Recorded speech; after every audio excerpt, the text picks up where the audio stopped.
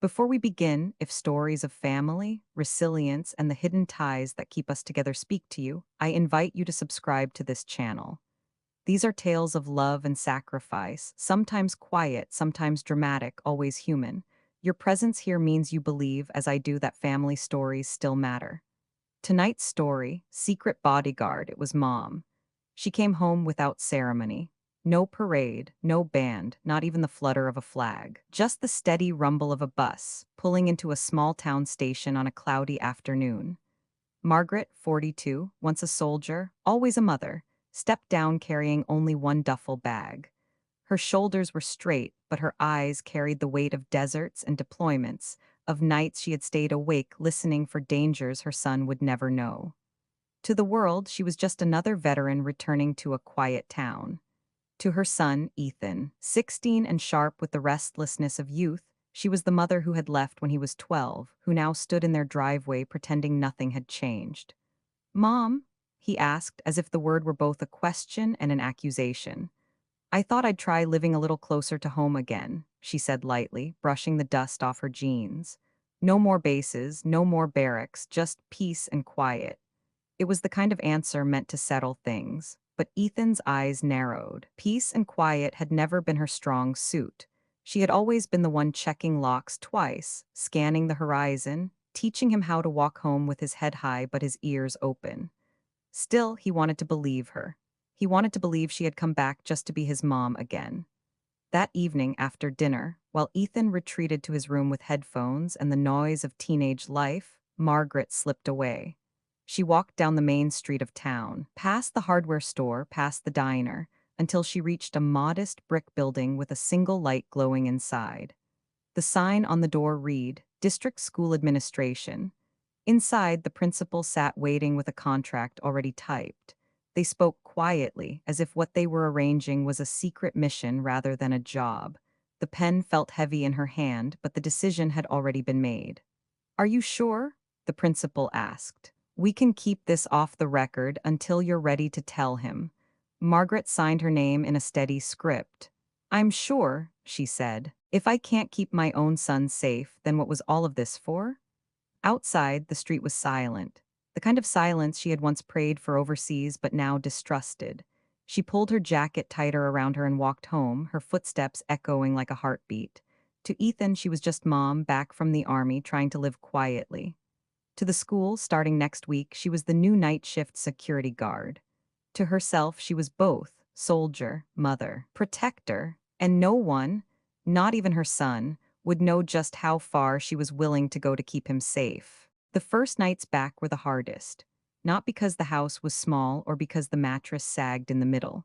Margaret had slept on far worse. Sand, gravel, the steel floor of a transport plane. No, the hardness came from the silence. Silence had never been safe overseas. Silence meant the convoy might be ambushed. Silence meant the village was holding its breath before chaos. Silence was where danger hid. So, when Margaret lay in her old bed, listening to the hum of the refrigerator, the creak of the pipes, the distant bark of a neighbor's dog, her body tensed as if every sound were a signal. Sleep came only in fragments, broken by dreams that yanked her awake. Once, Ethan opened her door at dawn, rubbing his eyes, surprised to see her already dressed in boots, scanning the front yard through the blinds. "Mom, it's just the mail truck," he mumbled and shuffled back to bed. She smiled after him, but her hand stayed on the curtain until the truck rolled away. During the day, she tried to play the part of the mother who had simply come home to rest. She cooked breakfast too large for two, as if her platoon might file in any moment. She drove Ethan to school, even though he insisted he could walk. She asked about his classes, his friends, and he answered with the short, clipped tones of a teenager who wanted space. "Relax, Mom, I'm not a kid." Relax. The word almost made her laugh. How could she? She had spent years learning the opposite, how to stay awake, stay alert, stay alive. One afternoon, as Ethan slouched at the kitchen table scrolling his phone, Margaret's gaze drifted to the window. Across the street, a man lingered near the corner, his hood up despite the warm day. Her heart quickened. She calculated distance, exits, the placement of every sharp object in the room. "Mom," Ethan said, breaking her trance, "you're staring again." She blinked. The man was gone. Maybe he had only been waiting for a ride. Maybe she had imagined the whole thing. Sorry, she murmured, forcing a smile. Old habits. But Ethan was watching her now with the suspicion only children can give their parents, the look that says, "You're not telling me everything, are you?" That night, after Ethan fell asleep, Margaret pulled a folder from her duffel bag. Inside was the contract she had signed with the school, stamped and dated. The job was hers, security officer, starting Monday. She traced her finger over her own signature. "I'll protect you," she whispered into the quiet.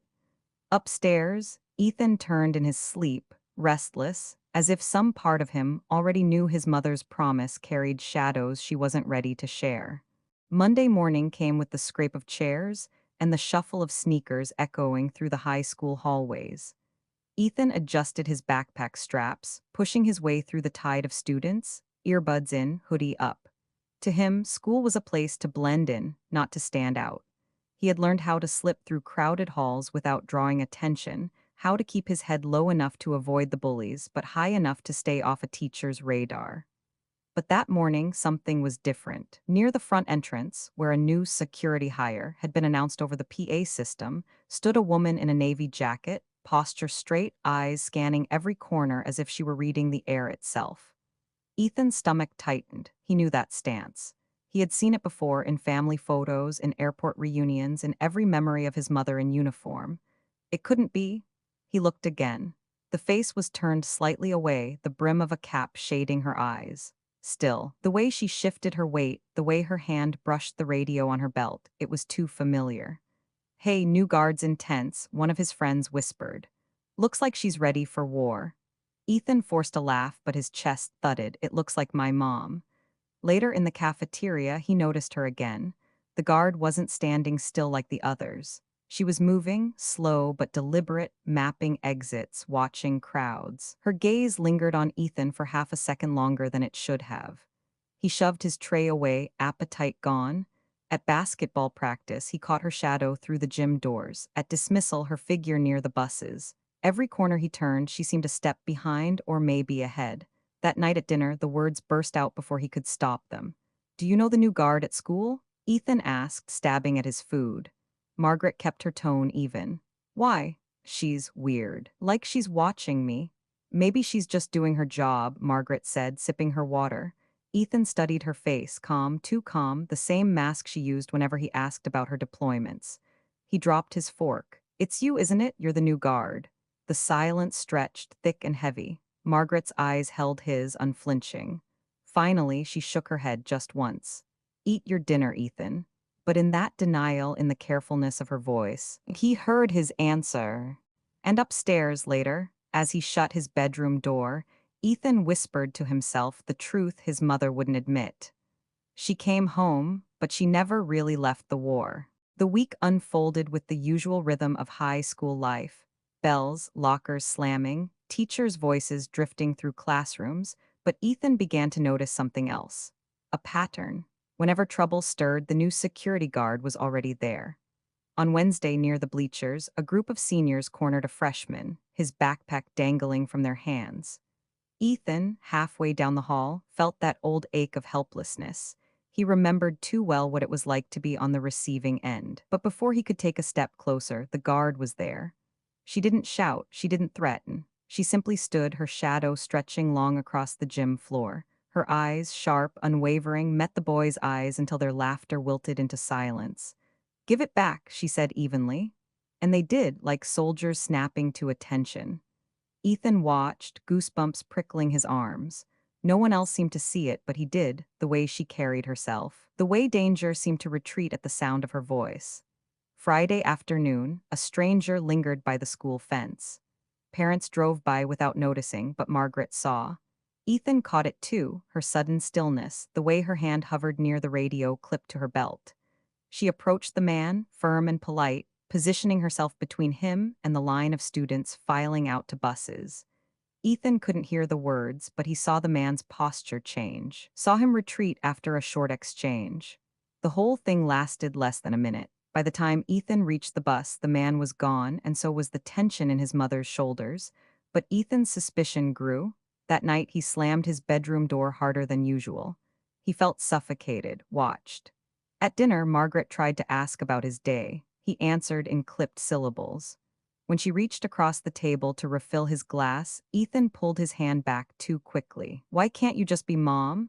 He blurted. "Why do you have to act like some soldier all the time?" Margaret's hand stilled. The question cut deeper than he knew. For a moment, she almost told him the truth, that she was there for him, protecting him from dangers he couldn't see, dangers she couldn't stop seeing. Instead, she lowered her eyes to her plate. "Some habits," she whispered, "aren't easy to lose." Ethan pushed his chair back, the legs screeching against the floor. He left his dinner untouched. Margaret sat in the silence, staring at the empty chair, listening to the distant thump of music from upstairs. She had returned home, yes, but in her son's eyes, she wondered, had she only brought the war with her? It happened on an ordinary Tuesday morning, the kind where lockers slammed and sneakers squeaked, where teachers tried and failed to outshout the chatter of teenagers. Ethan had just slid into his seat in history class when the shrill sound split the air, long, piercing, unnatural. The alarm. Students froze, then erupted all at once. Desks scraped, voices rose, a flood of panic washing over the room. "Is it a drill?" Someone shouted.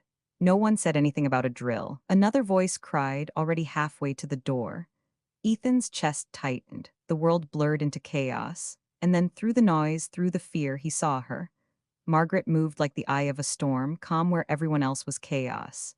She appeared in the doorway, her voice firm but not loud, steady in a way that cut through panic better than any siren.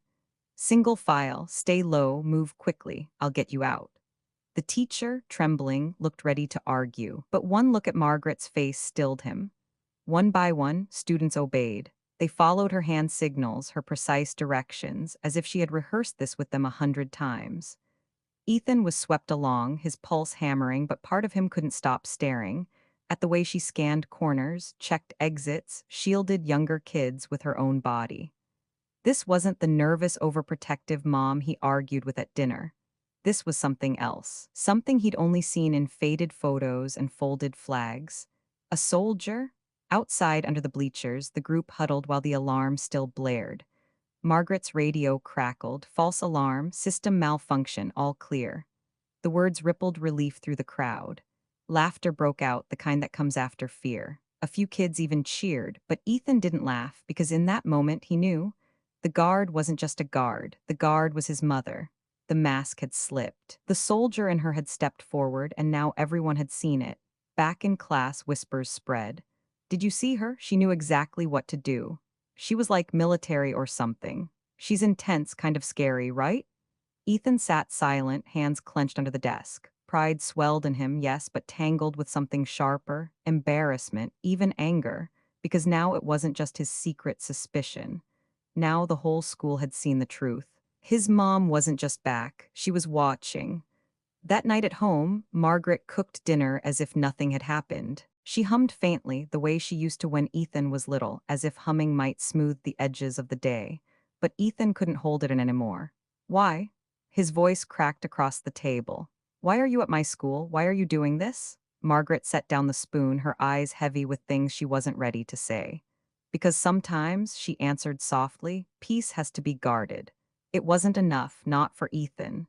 And for the first time since she returned, the distance between them felt wider than all the miles she had ever traveled in uniform. The false alarm faded into memory for most students, an inconvenience, a funny story to retell over lunch. But for Ethan, it lingered like smoke after a fire, because the whispers hadn't stopped. "Did you see the new guard? Totally military. She had us moving like a unit. It was intense." "Hey, Ethan, she kinda looks like your mom." The words followed him from hallway to hallway. Some were curious, some were mocking. All of them scraped at the thin line he tried to draw between himself and the world. By Thursday, even his basketball teammates were teasing. "Yo, your mom's my bodyguard now, huh? Better not mess with you, you got military backup." The laughter stung more than fists ever could. At home, Margaret noticed the way he came in quieter, the way he dropped his bag and disappeared into his room. She knocked once, gently. "Dinner's ready."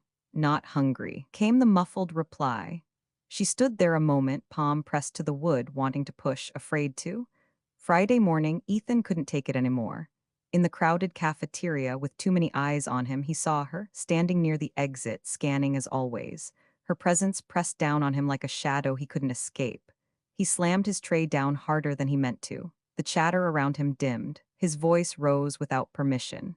"Stop following me." Heads turned, laughter bubbled. Someone muttered, "See, it is his mom." Margaret froze, caught between her role as officer and her role as mother. Ethan's chest heaved, his face burned. "Why can't you just let me live my life?" he shouted before storming out, leaving the cafeteria buzzing with rumor. That night the house was too quiet. Margaret cooked, but the food went cold. Ethan sat in his room, music blasting, trying to drown out the sound of his own anger. Finally, the door opened. She stepped inside, her eyes tired but steady. "Ethan," she said softly, "I know you're angry. I know you feel like I'm invading your world." He glared at her. "You think you made me a joke at school?" She swallowed, the words cut deeper than he knew. "I didn't come back to embarrass you," she whispered. "I came back to protect you." Ethan shook his head, fists clenched. "Protect me from what?" "There's nothing here but homework and basketball games. The war's over, Mom. At least it is for everyone else." Her breath caught. For a moment, she almost told him about the nightmares, the faces she couldn't forget, the headlines that haunted her when she thought of schools like his, but she didn't. Instead, she whispered the only truth she could manage. "The war doesn't end just because you stop hearing the gunfire." Ethan turned away. "Maybe for you, but for me it should." The silence that followed was louder than any alarm. The days after the cafeteria outburst felt like a ceasefire. Two sides not speaking, not looking, pretending peace while waiting for the next shot to be fired. Margaret moved quietly through the house, cooking, cleaning, stacking folded laundry at Ethan's door without knocking. Ethan, in turn, shut himself deeper into his room, headphones on, his voice short whenever he had to speak at all. But silence, as Margaret knew too well, never lasted. It came one night in the form of a dream. The crack of gunfire, the rush of boots on gravel, a shadow darting across her sight. She woke with a gasp, heart hammering, her body slick with sweat. The bedroom was dark, but her hand reached instinctively toward the nightstand as if for a weapon that wasn't there. From the hallway came a sound, a creak, soft, ordinary. But her mind, still trapped in the desert, made it something else, an intruder. She moved fast, too fast, flinging the door open, and there stood Ethan, frozen in the glow of the hallway light, a glass of water trembling in his hand. "Mom," his voice cracked. "What are you doing?" Margaret's chest heaved, her fists clenched, though there was nothing to fight. Slowly, painfully, she forced her breathing to slow, her shoulders to lower. "I thought," she swallowed, "I thought someone was here." Ethan's eyes softened for half a second, but then hardened again. "It's just me. It's always just me." He brushed past her, the glass sloshing as he walked back to his room. The next morning, neither spoke. Ethan slammed the front door on his way to school, and Margaret stood at the sink, staring out at the quiet street, her reflection doubled in the glass. In that silence, the truth weighed on her chest heavier than any rucksack. She had brought the war home. And her son, the boy she had left behind to fight for his future, was now fighting a battle of his own against her shadow. That evening, Ethan confronted her again, the words spilling out with the force of a dam breaking. "Why can't you just be normal? Other moms bake cookies or yell about grades. You stalk the hallways with radios and scan the street like you're expecting bombs." Margaret steadied herself. His anger didn't hurt. What hurt was how much truth was in it. "I can't unlearn what I've seen," she said softly. "I can't pretend the world is safe when I know it isn't." Ethan's voice dropped, almost a whisper. "Then maybe you shouldn't have come back." The words hit her harder than any battlefield injury. She didn't answer. Couldn't. She simply turned away, her hands trembling as she gripped the counter. For the first time since returning, Margaret wondered if her greatest mission, protecting her son, was the very thing tearing him away from her. It started like any other morning, a cloudless sky, students spilling into the courtyard, teachers clutching coffee cups already tired before first bell. Ethan walked toward the gym, earbuds in, trying to ignore the weight of his mother's presence. She stood near the main gate, scanning the crowd as always. To him, it felt suffocating. To her, it was instinct. And then she saw it.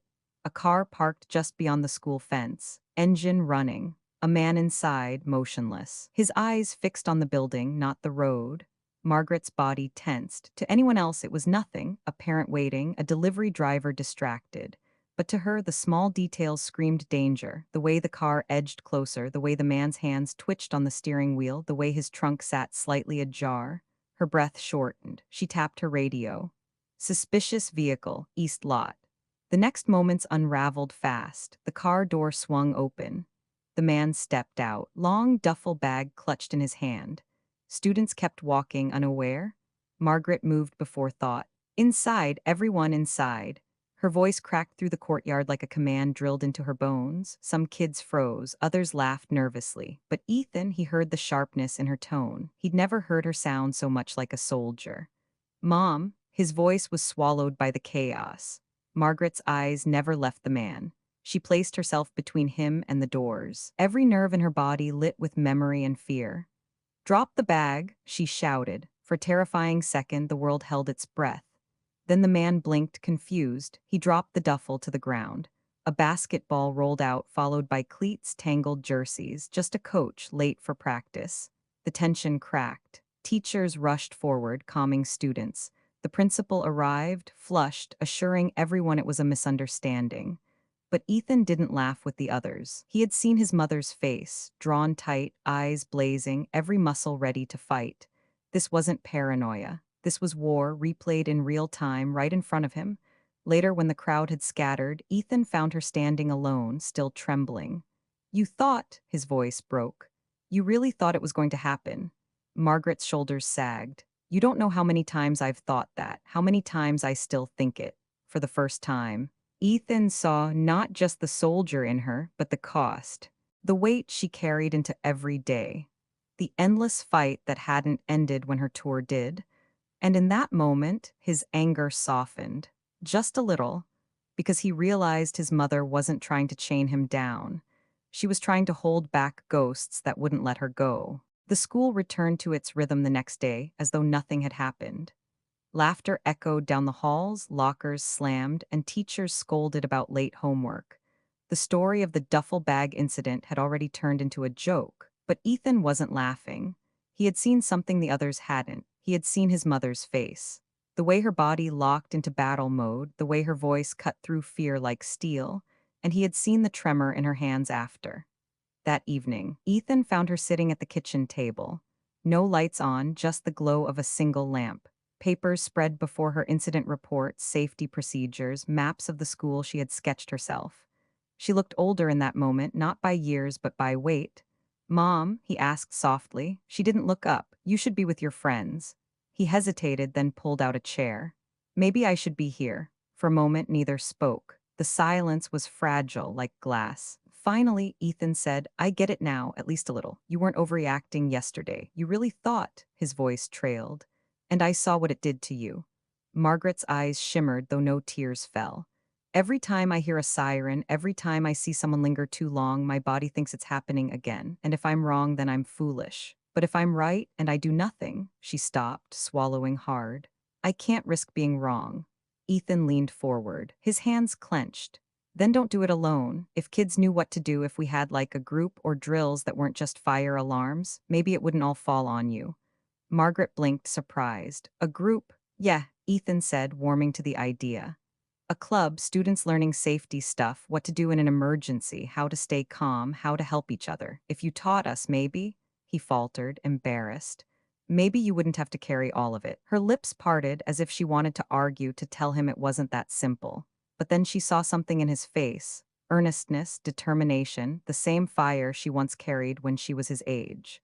She reached across the table, her hand resting lightly over his. "You'd really do that, work with me?" Ethan nodded. "You're my mom. I can't stop you from protecting me, but maybe I can help protect you too." For the first time since she'd come home, Margaret let herself breathe. Not the shallow breaths of a soldier waiting for the next strike, but something deeper. Something like peace. The war inside her wasn't over. Maybe it never would be. But for the first time, she wasn't fighting it alone. The announcement came over the PA system on a crisp Monday morning. "Students interested in joining the new Safety and Preparedness Club, please report to the library after school." All are welcome. Most kids shrugged it off. Another club, another after-school thing. But curiosity has its own gravity. By 3 o'clock, a surprising number of students had gathered, athletes still in practice gear, freshmen clutching notebooks, even a few teachers hanging by the door. At the front of the room stood Margaret, in plain clothes now, not her security jacket. She looked out at the faces, young and unsure, and felt something stir inside her. Not command, not control, but the quiet possibility of healing. And beside her, Ethan, not hiding in the back, not shrinking under whispers, standing tall as if the weight of his mother's shadow had finally become a mantle he was willing to share. Margaret began softly. I spent years learning how to stay safe in places where safety didn't exist. What I didn't realize was that knowledge shouldn't just belong to soldiers, it should belong to all of us. Her voice grew steadier. So this club isn't about fear, it's about strength, about knowing that when the world shakes, you don't have to fall apart. You can protect yourself, you can protect each other. She looked at Ethan. He gave a small nod, the kind that said go on. And I won't lead it alone, she added. Ethan will too, because this isn't just a parent's job or a school's job, it's ours together. The weeks that followed changed more than either of them expected. Students practiced evacuation drills with confidence. They learned first aid, how to stay calm under pressure, how to look out for the kid next to them. The laughter during meetings wasn't nervous anymore. It was the laughter of people finding community. Teachers began to notice fewer fights in the halls, more kindness between classmates. And in quiet moments, Margaret noticed something else. Her nightmares still came, but less often. Because when she woke, she remembered she was no longer alone in the fight. On the last day of the semester, Ethan stayed behind after a club meeting. The room was empty, sunlight spilling across the tables. He looked at his mother, smiling faintly. You know, he said, you're still kind of embarrassing. Margaret chuckled, shaking her head. Some things never change. But his voice softened. I'm glad you came back, even with all the soldier stuff. Her throat tightened. She reached out, brushing a strand of hair from his forehead the way she had when he was little. I didn't just come back, she whispered. I came home. That night, as Margaret locked up the school, she paused by the front doors. Beyond them, the street lay quiet, the kind of quiet she once feared. Now, for the first time in years, it felt different. Not the silence before danger, but the silence after a battle has ended. She breathed it in, steady and sure, and let herself believe that this was only the beginning of peace, of healing, of a new legacy she and her son would carry together. Spring arrived quietly, the kind of season that slips in without applause. The snow melted, the grass returned, and the town looked softer than it had in months.